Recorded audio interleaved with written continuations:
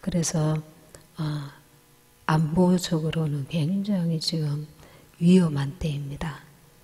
그런데 이런 지금 수순이 하나님의 어떤 여러 가지 큰 그림에서 우리가 지금 마지막 때에 진행되어지고 있다고 한다면 우리가 정확하게 다 알 수는 없지만 때가 정말 임박했다는 것을 여러분도 또 피부로 느끼셔야 됩니다.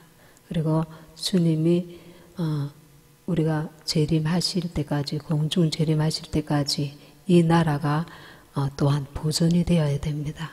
그래서 나라를 위해서도 우리가 끝까지 기도해야 될 줄 믿습니다. 아멘. 다니엘서 9장 27절 한 구절 보고 말씀을 들어가고자 합니다. 다니엘서 9장 27절 같이 합독하시겠습니다. 시작.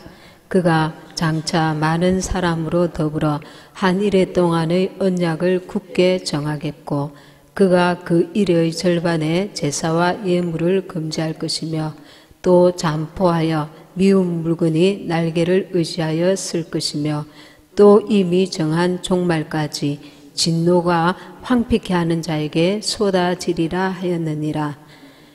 다니엘이 본 환상 가운데 이 마지막 때에 대한 말씀입니다. 지금 27절에 보면 그가 장차 많은 사람으로 더불어 이 그는 적그리스도를 말합니다. 적그리스도가 많은 사람으로 더불어 한 일해 동안의 언약을 굳게 정하겠고 이 평화조약을 7년 평화조약을 적그리스도가 맺게 됩니다. 그가 이 일에는 7년을 말합니다. 일의 절반에 7년 전 3년 반이 지날 즈음에 절반의 제사와 예물을 금지할 것이며 또 잠포하여 미운 물건이 날개를 의지하여 쓸 것이며 또 이미 정한 종말까지 진노가 황폐케 하는 자에게 쏟아지리라 하였느니라. 우리가 7년 대환란이라고 할 때에 이 다니엘서 9장 27절의 말씀을 근거로 하는 것입니다. 그래서 여러분 이 말씀을 아주 중요한 말씀입니다. 머리 새기시고 오늘은 6채 인에 대해서 이제 말씀을 전하려고 합니다. 휴거와 동시에 이제 시작되는데 7째 인 그 재앙이 저번에 5째 인, 3째 인 이렇게 말씀을 전해드렸습니다. 5째 인에 가면 엄청난 순교가 일어나게 됩니다. 계시록 아까 읽은 말씀 12장 7절을 한번 봅니다. 그 구절 펴놓으시고 12장 7절 하늘에 전쟁이 있으니 미가엘과 그의 사자들이 용으로 더불어 싸울세 용과 그의 사자들도 싸우나 이기지 못하여 다시 하늘에서 저희의 있을 곳을 얻지 못한지라. 그 다음에 11절에 또 여러 형제가 어린 양의 피와 자기의 증거하는 말을 인하여 저를 이겼으니 그들은 죽기까지 자기 생명을 아끼지 아니하였도다. 여기서 12장 17절에 보시면 용이 여자에게 분노하여 돌아가서 그 여자의 남은 자 곧 하나님의 계명을 지키며 예수의 증거를 가진 자들로 더불어 싸우려고 바다 모래 위에 섰더라. 여기서 남은 자손 곧 하나님의 계명을 지키며 휴거되고 난 이후에 남은 자손 하나님의 계명을 지키며 예수의 증거를 가진 자들로 더불어 싸우려고 바다 모래 위에 섰더라 이렇게 말씀하고 있습니다. 그리고 계시록 6장 9절에 보시면은 6장 9절에 앞에 계시록 6장 9절 5째 인을 떼실 때에 내가 보니 하나님의 말씀과 저희의 가진 증거를 인하여 죽임을 당한 영혼들이 제단 아래서 여기도 하나님의 계명 대신에 하나님의 말씀 그리고 말씀과 저희의 가진 증거를 인하여 이렇게 말씀하고 있습니다. 그 위에 계시록 12장 17절에 예수의 증거를 가진 자를 지금 9절에서 하나님의 말씀과 그들이 가진 증거로 이들이 죽임을 당하는 것입니다. 우리가 첫째 인에서 흰말 탄자가 나옵니다. 흰말 탄자가 미혹하는 자고 둘째 일에서 붉은 말 탄자가 나오는데 그때 전쟁이 일어납니다. 그래서 전쟁을 통해서도 어마어마한 사람들이 특별히 믿는 자들이 순교를 당하여서 지금 이 다섯째 인에서 순교한 자들이 굉장히 많이 일어나고 있는 것을 알 수가 있습니다. 그리고 12장 17절 방금 읽었죠. 계시록 12장 10절 주님께서는 이렇게 순교한 자들에게 순교의 수가 차기까지 7년 대환란이 끝날, 그러니까 예수님이 지상 재림 때까지 기다리라고 위로해 주십니다. 저번에 우리가 그 말씀 보았죠. 그 두루마기를 주시면서 주님이 위로해 주십니다. 그런데 14만 4천 명은 예수님이 지상 재림할 때에 휴거된 신부들과 함께 14만 4천 명이 같이 내려옵니다. 대환란에서 죽은 자들 가운데 오직 14만 4천 명만 부활이 되어서 그 예수님이 지상 재림할 때에 같이 내려오는 것입니다.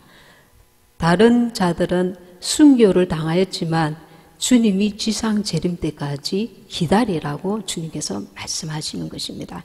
하나님의 입맞은 14만 4천 명은 유대인의 그 첫 번째 열매들이기 때문에 이방인의 그 첫째 열매들과 같이 이렇게 대우가 되고 이 14만 4천 명은 하나님의 귀한 사역자들입니다.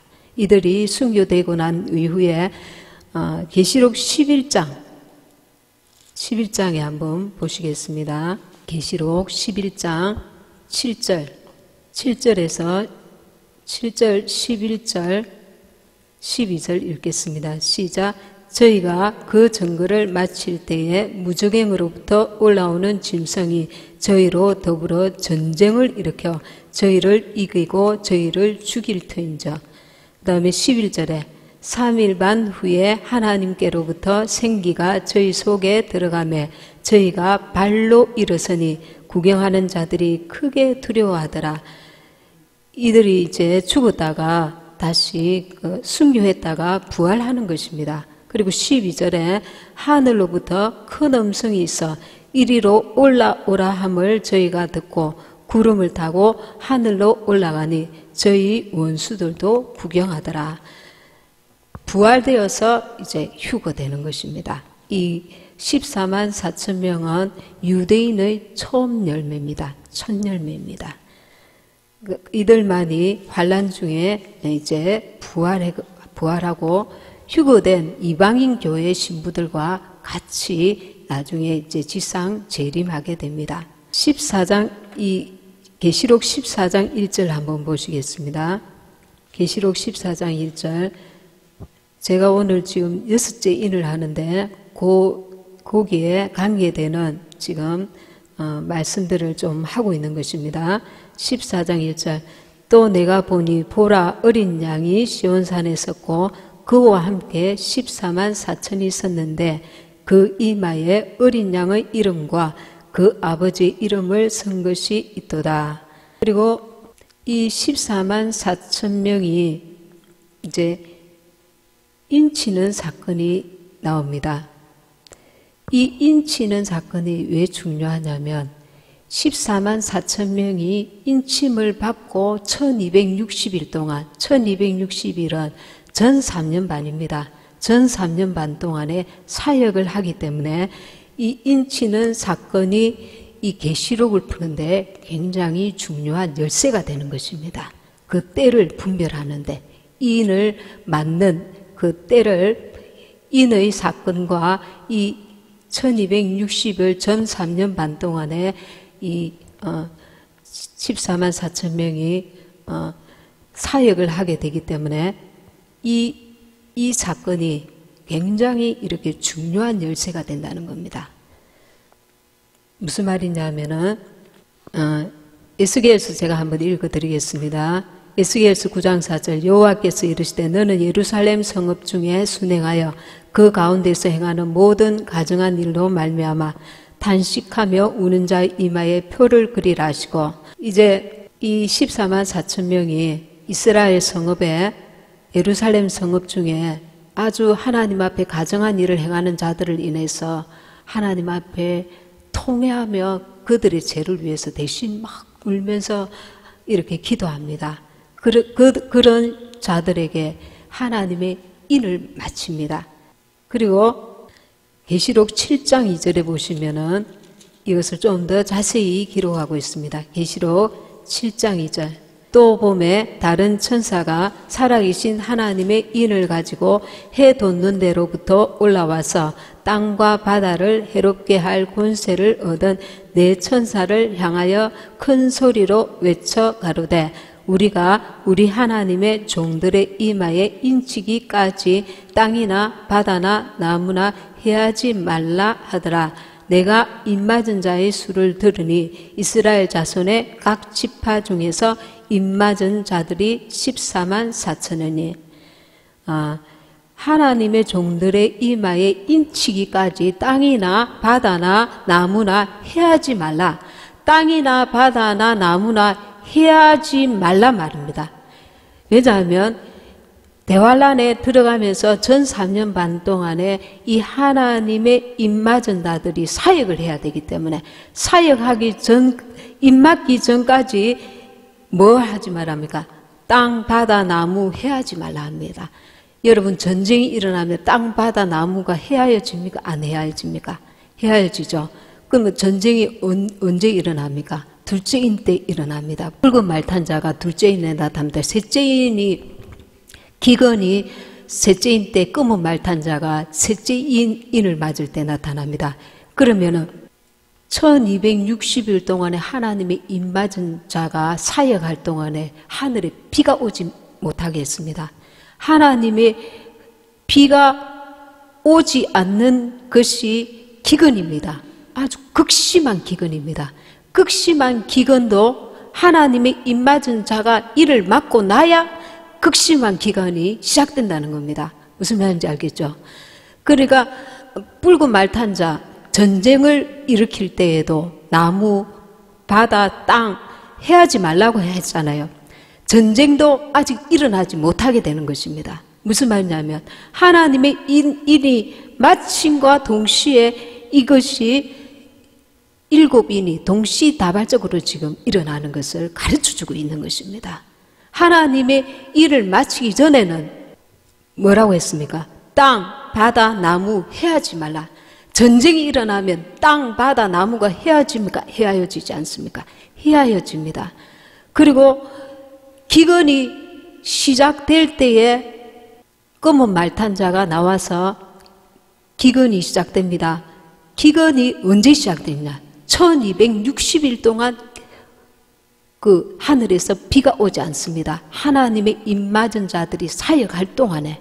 그러니까 기근이 끝나고 나서 하나님의 일을 맡는 게 아니고 하나님의 입맞는 일과 이 기근과 그리고 전쟁과 이것들이 한꺼번에 진행된다는 것을 보여주고 있는 것입니다. 이것을 암시하고 있는 것이 어디입니까? 이코노미스트의 올해의 그 표지에 뭐가 나와 있습니까? 네 말탄자가 나와 있습니다. 한 말탄자가 나와 있는 게 아니라 왜 네 말탄자가 나와 있을까요? 이것이 동시다발적으로 진행된다는 것을 그들이 벌써 암시하고 있는 것입니다. 여러분, 이게 아주 휴거가 되고 난 이후에 미혹하는 적 그리스도가 나타나고 기근이 그것도 극심한 기근입니다. 세계 경제를 딱 쥐고 3년 반 동안에 이 하나님의 입맞은 자가 사역할 동안에 비가 오지 않습니다. 전 세계가 올스톱입니다. 비가 오지 않습니다. 여러분은 먹을 물을 찾기가 쉽겠습니까? 먹을 물만 문제가 아니라 전쟁도 일어나기 때문에 양식을 구하기가 정말 힘든 기근에다가 전쟁에다가 얼마나 이 극심한 미혹하는 적그리스도가 그 양식을 딱 잡고 있어서 짐승의 표 맞은 자에게만 아주 최소한의 물과 양식을 줄 것이고, 그렇지 않은 자들은 굶어서 목이 말라서 그 고통, 그리고 지금 하늘의 재앙도 말할 수 없는 재앙이 나오고 있습니다. 자, 계속해서 보도록 하겠습니다. 여러분들이 이 계시록에 대해서 이렇게 말씀을 알아야 그것을 피부로 느낄 수 있습니다. 이 7년 대환란의 고통이 얼마나 심각한가를. 그러니까 14만 4천 명의 인침 사건이 휴거 신부들이 휴거되는 그 순간에 7인이 동시에 그 하나님의 인을 맞는 사건과 함께 이루어진다는 것을 우리가 깨닫게 됩니다. 계시록 11장 6절입니다.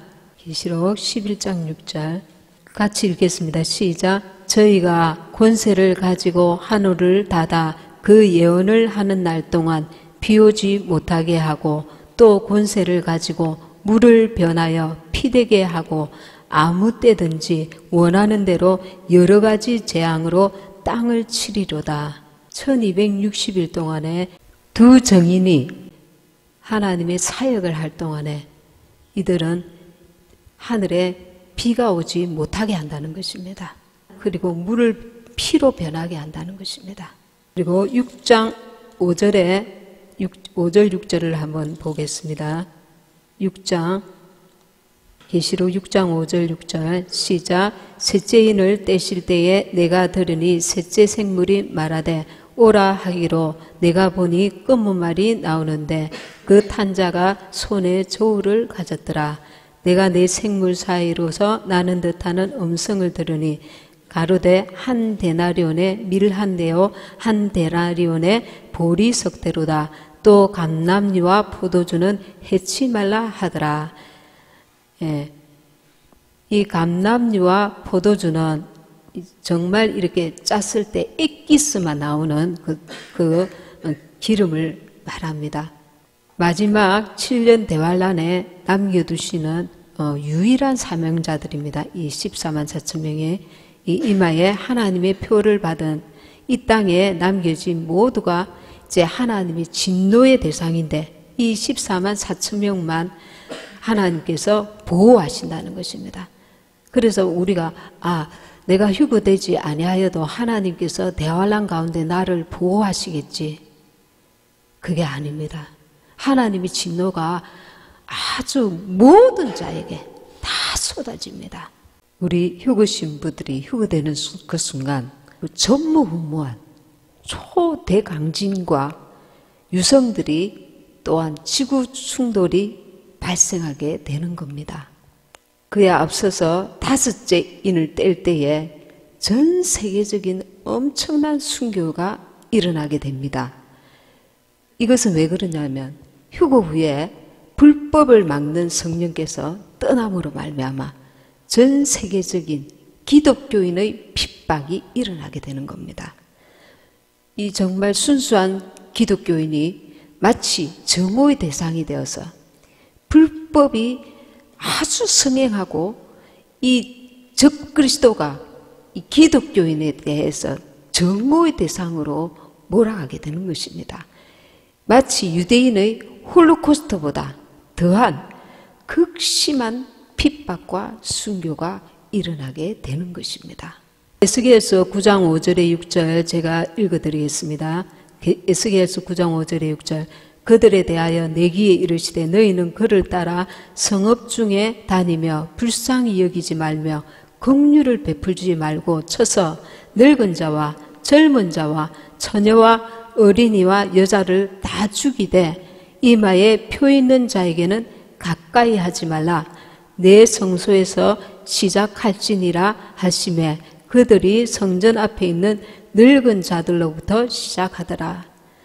이제 모두 다 진노의 대상이라는 겁니다. 휴거되고 난 이후에 남은 자들은 오직 하나님이 입맞은 이 사역자들만 하나님께서 구별하시고 보호하신다는 것입니다. 이방인의 첫 열매들이 휴거된 직후에 6장 12절 17절 다시 한번 보겠습니다. 계시록 6장 12절에서 17절 오늘 본문 말씀 우리가 셋째인 끔을 말 탄자가 나타날 때 아주 극심한 기근이 일어나고 식량을 통제하고 세계 경제가 파탄에 이르고 금융권이 완전히 무너진다는 걸 알아야 됩니다. 이 전 3년 반에 지금 이런 일이 지금 일어난다는 겁니다. 우리가 휴거를 사모해야 될 이유가 7년 대환란인 것입니다. 그 말 그대로 대환란인 것입니다. 그리고 지금 읽을 이 말씀들을 보시면 더욱 여러분들은 충격을 받으실 겁니다. 계시록 6장 12절 17절 아까 읽은 말씀 12절 시작. 내가 보니 여섯째 인을 떼실 때에 큰 지진이 나며 해가 검은 틀로 짠 상복같이 검어지고 달은 온통 피같이 되며 여섯째 인을 뗄 때에 그냥 지진이 아니고 큰 지진이 난다 했습니다. 그것도 한 곳에만 나는 게 아니라 전 세계 동시다발적으로 큰 지진이 난다 했습니다. 이 한 곳에만 우리가 이렇게 지진이 나도 굉장히 공포스럽잖아요. 지진 자체가 주는 그 공포가 어마어마합니다.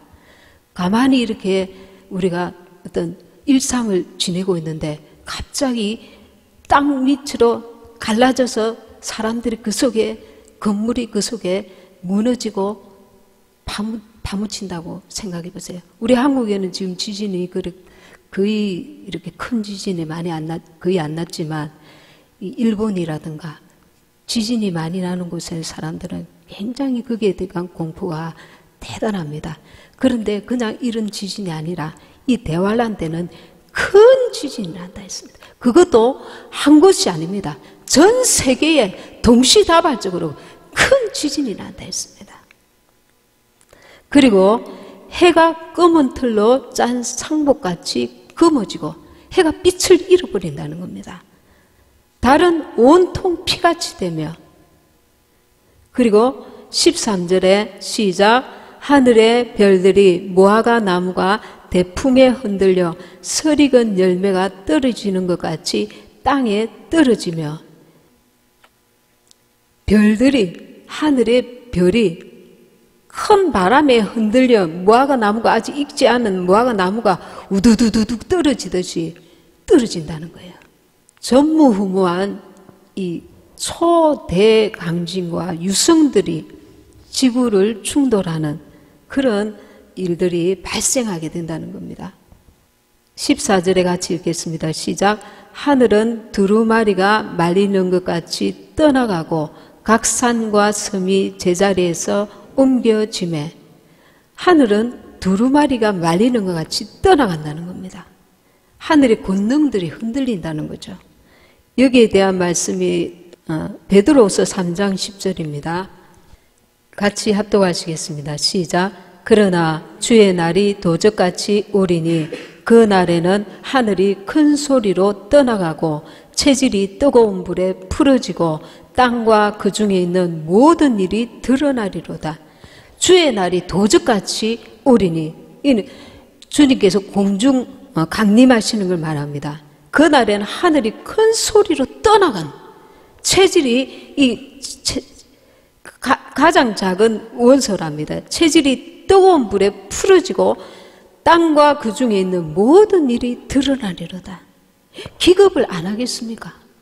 멀쩡한 하늘에 별들이 떨어지고 큰 지진이 나고 해가 빛을 잃어서 검은 틀로 짠 상복같이 검어지고 달은 온통 피같이 되고 하늘은 두루마리가 말리는 것 같이 떠나가고 여기서 베드로후서 3장 10절에서 그러나 주의 날이 도적같이 오리니 그 날에는 하늘이 큰 소리로 떠나가고 체질이 뜨거운 불에 풀어지고 땅과 그 중에 있는 모든 일이 드러나리로다. 얼마나 공포스럽겠습니까?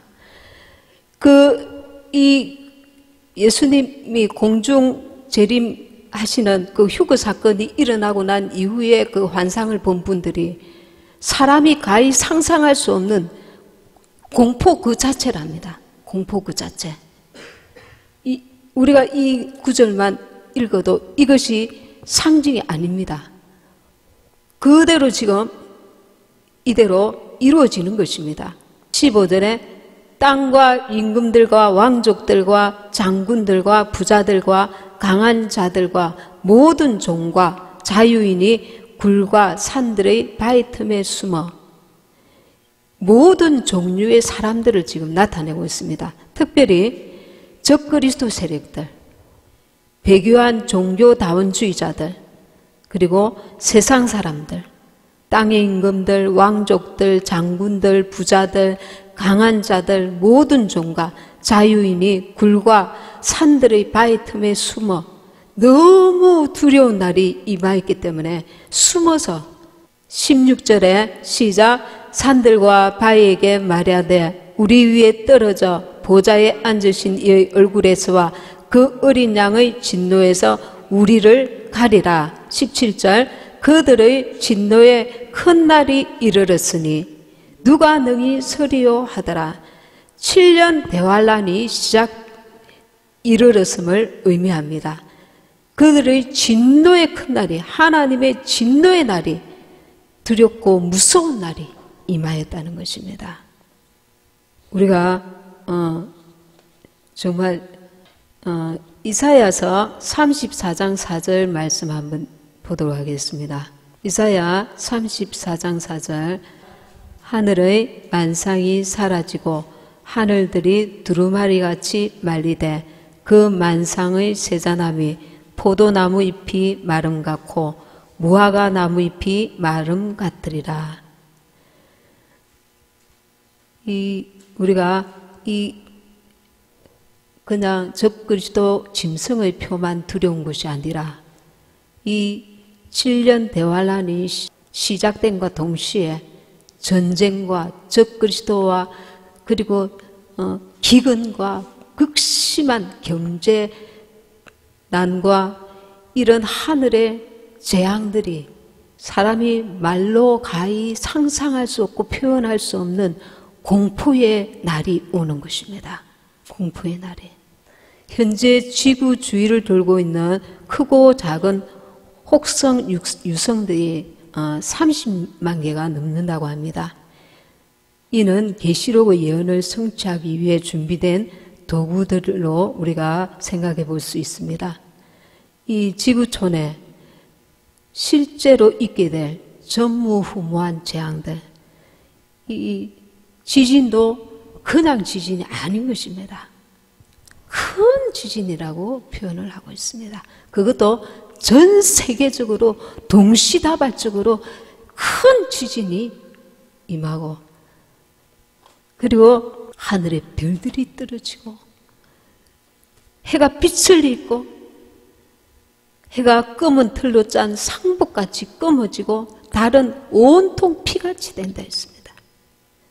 하늘의 별들이 무화과 나무가 대풍에 흔들려서 쓰리건 열매가 떨어지는 것처럼 우두두두둑 떨어지는 이 우리가 상상할 수 있는 그런 게 아닙니다.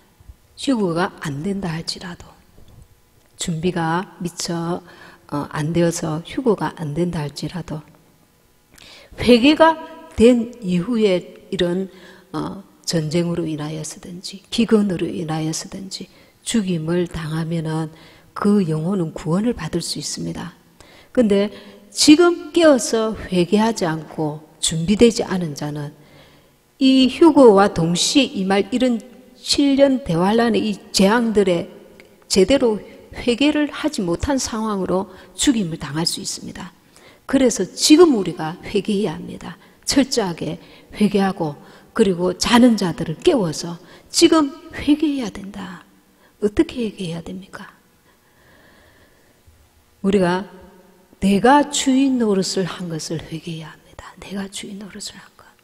우리가 내가 이렇게 착하게 노력해야지, 애써야지, 정말 이렇게 착실하게 살아야지, 의지를 드리는 것은 중요하지만 내가 주인이 되면 안 된다는 것입니다.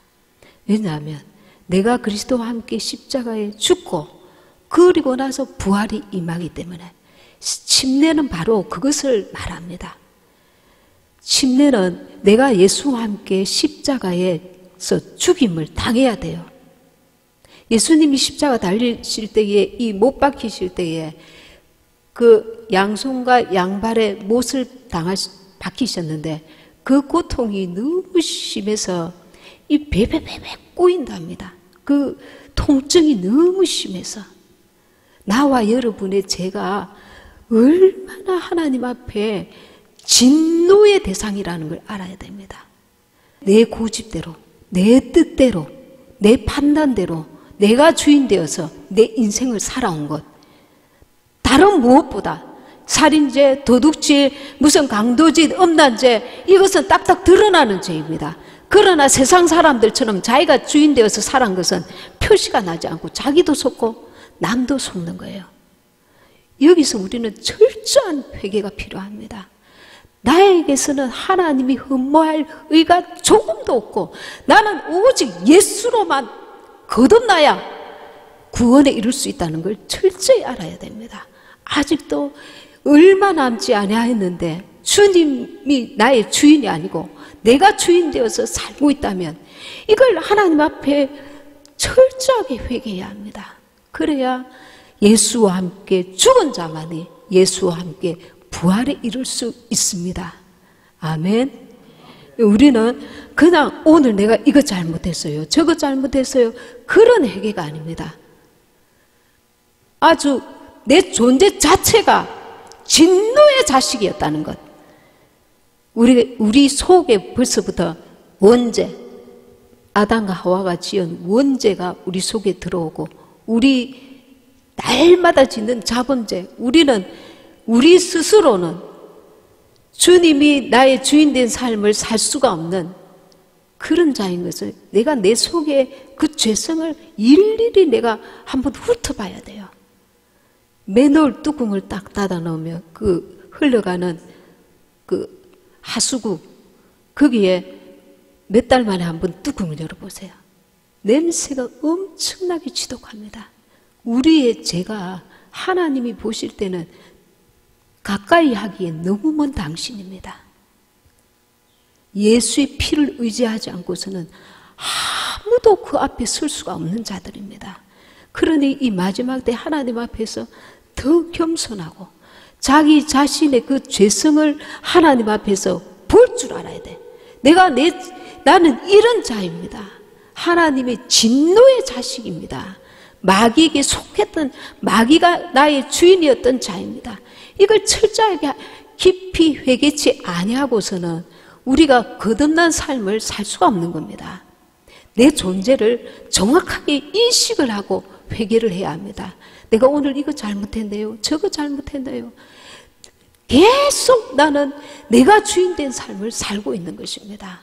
내가 이렇게 해봐야지, 내가 저렇게 해봐야지. 그게 아니고 나는 잿덩어리고 나는 영원한 지옥불에 떨어질 수밖에 없는 자였는데 주님께서 나를 건져주시고 대속해 주셨기 때문에 나는 이제 나의 주인이 마귀가 아니라 예수님이 나의 주인입니다. 이렇게 고백하고 그렇게 살아야 하는 것입니다. 어떤 문제 앞에서든지 내가 주인이 아니고 주님이 주인 된 삶을 이제 속에서부터 그것을 우리가 이 마음을 새롭게 내 스스로가 이것을 온전히 자각해야만 거기서부터 내가 새로워질 수 있는 것입니다. 이것을 자각하지 않고 잠깐 이렇게 겉만 씻고 하는 것은 온전한 회개가 이루어질 수가 없습니다. 그죠? 철저하게 거듭난 삶을 사는 분들도 많이 있겠지만 아직도 내가 주인 된 삶을 사는 분들이 있다면 더 시간이 늦기 전에 우리가 내가 주인 된 삶을 내려놓아야 합니다. 내가 주인 된 삶. 히브리서 10장 26, 27절, 히브리서 10장 26, 27절 말씀, 그 말씀 읽기 전에 28절에 보면 모세의 법을 폐한 자도 두세 증인을 인하여 불쌍히 여김을 받지 못하고 죽었거든. 이렇게 해서 계시록에 있는 두 증인에 대해서 여러분이 조금 이해가 필요한 것 같아서 계시록에 있는 두 증인이라는 말이 어디서 나왔느냐 하면은 구약시대 때에는 어떤 법적인 효력을 갖는데 반드시 두 증인 이상이 필요합니다. 그게 하나님이 정하신 그 법입니다. 그래서 이 두세 증인을 인하여 불쌍히 여김을 받지 못하고 죽었거든. 이 말씀이 두 사람 이상의 증인이 필요하다는 그런 법적 효력을 갖는 의미로 지금 말씀을 하고 있는 것입니다.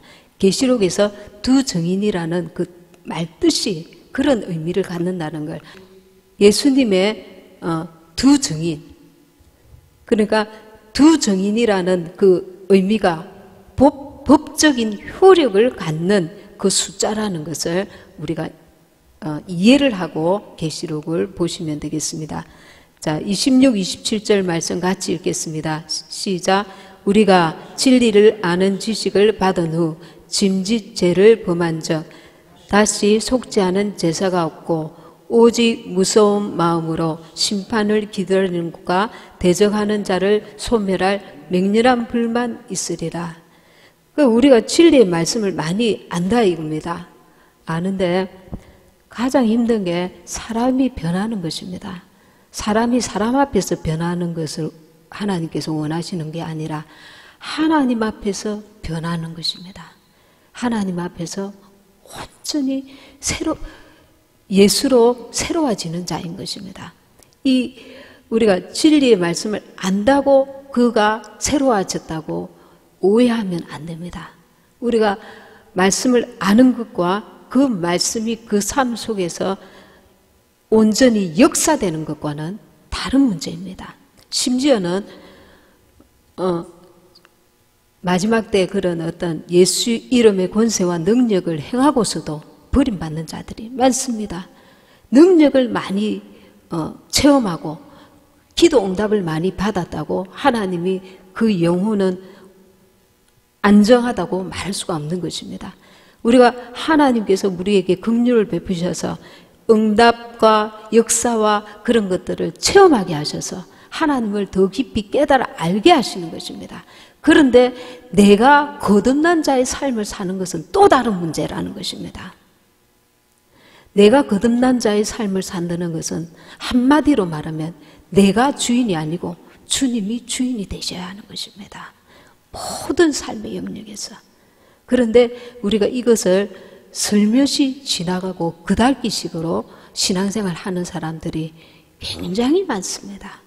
그러니 이 온전히 변화되는 신앙생활을 하지를 못하고 세월만 보내고 있는 것입니다.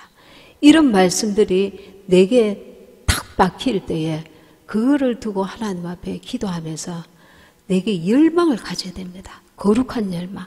아, 내가 거듭난 자의 삶을 정말 살고 싶구나. 혹은 우리가 자신은 그러한데 내 가족들이 그렇지 못할 때 굉장히 이 마음이 고통스럽습니다. 근데 이제 그 부분은 또 본인의 문제가 있기 때문에 우리가 그저 이제 기도를 하나님 앞에 더 간절히 할 수밖에 없습니다. 근데 하나님께서 기도를 외면치 아니하시는 분이시기 때문에 반드시 역사가 일어날 줄 믿습니다. 예. 그리고 이 부분이 안 되는 분들은 주님 앞에서 계속 시간을 들이면서 내가 그만큼 마음과 중심을 하나님 앞에 쏟지 못한 증거입니다. 이 증거입니다. 그래서 정말 이것을 아주 중요한 문제로 내가 인식을 해야 합니다. 니고데모가 밤에 찾아왔습니다. 예수님, 어찌하여 구원을 얻을 수 있습니까? 물과 성령으로 거듭나지 못하면 하나님 나라에 갈 수 없다 했습니다. 우리가 내 영 속에 예수님, 하나님의 그 성령이 내 안에 들어오셔서 영은 거듭났을지 모르나 혼은 계속 어린아이에 머무르는 자들이 너무 많습니다. 이 혼이 마음을 새롭게 하여서 이 말씀을 받아서 모든 재산을 팔아서 가난한 자들 도와주고 나를 쫓으라. 우리가 내가 주인이기 때문에 그걸 넣지 못하는 거예요. 주님이 나의 주인이 아니기 때문에 내가 나의 것이란 말입니다. 나의 것이라고 붙들고 있는 게 한 개라도 있다면 우리는 계속 이걸 놓는 주님 앞에 내려놓은 하나님 앞에 이런 기도를 하면서 행함이 있어야 합니다. 이 부분이 되어지면서 우리가 실제로 영적인 변화가 일어납니다. 더 이상 나아가지 못하고 계속 주변만 이렇게 배회하는 자가 있는 것입니다. 지성소 안에 들어가지 못하고 주님과의 그 지성소 안에 깊이 들어가지 못하고 잠깐 은혜와 감동과 이런 거는 있는데 내가 홀로 주님과 지성소 안에서 만나지 못하고 배회하는 자들이 있단 말입니다. 배회하는 자들이.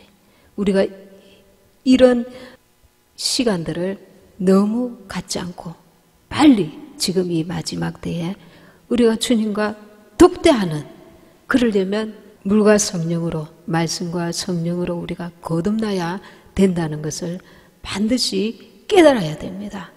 그래서 하나님 앞에 기도하고 말씀을 붙들고 이 문제를 두고 하나님 앞에 계속 기도하면 사모하는 영혼을 만족해 하십니다.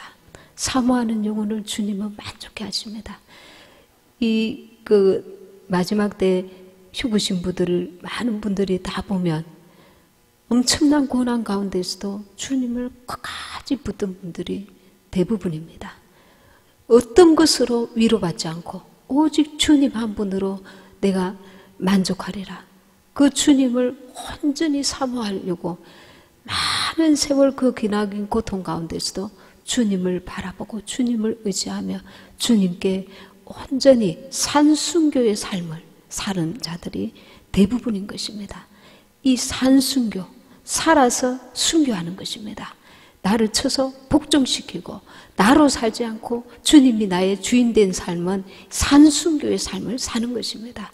그래서 자기 십자가를 지는 것, 그것이 고통이지만 육신으로는 참 고통스럽지만 주님께 순종하는 것이고 내 영혼이 사는 길인 것을 깨달아 아시기 바랍니다. 예, 말씀 생각하시면서 다 같이 동성으로 기도하시겠습니다.